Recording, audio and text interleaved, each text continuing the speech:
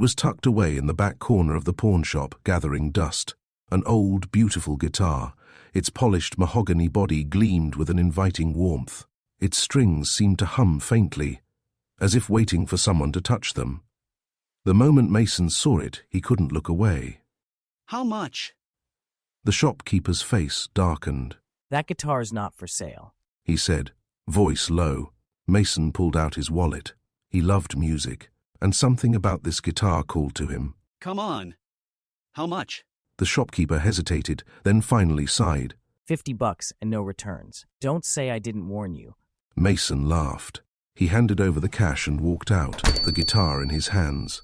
As soon as he got home, Mason sat in his tiny apartment, strumming a few chords. The sound was unlike anything he'd ever heard, rich, haunting, strangely alive. The notes seemed to linger in the air, vibrating deep in his chest. He played for hours, losing track of time, his fingers moving across the strings as if guided by some unseen force. By the time he looked up, it was 3 a.m., and his fingertips were bleeding. The next day, Mason started playing as soon as he woke up. He told himself it was just for an hour, but once he picked it up, he couldn't stop.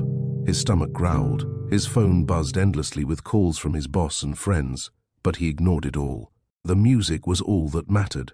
By the third day, Mason hadn't eaten or slept. Dark circles rimmed his eyes, and his apartment was a mess. But he didn't care. His days were filled with music. His nights, however, were filled with nightmares. While Mason slept, the guitar cradled in his arms, he dreamed of a shadowy figure watching him from the corner of his room. It held a guitar just like his, and when it began to play, the music was deafening, like screaming violins and thunder crashing in unison. Mason woke in a cold sweat, the sound still echoing in his ears. The guitar called to him. He played day and night. It was all he could do, all he wanted to do. A week later, Mason's best friend, Eric, stopped by to check on him. When no one answered the door, he let himself in. The apartment was pitch dark, save for the faint red glow coming from the guitar.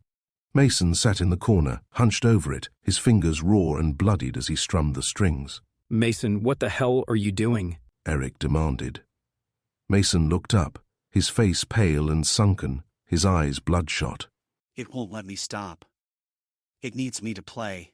Eric reached for the guitar, but Mason lunged at him, screaming. Don't touch it! He roared, his voice hoarse and unrecognizable. Eric reached for it again, his hands wrapping around the guitar's neck. Mason leapt to his feet. Don't touch my guitar! Mason raised the guitar over his head and slammed it down onto Eric's neck, snapping it instantly. It's mine! Mine! Mason screamed as he swung the guitar onto his friend over and over. When the police arrived, they found Eric's mangled body laying next to Mason, still covered in his friend's blood, playing his guitar with an eerie smile on his face.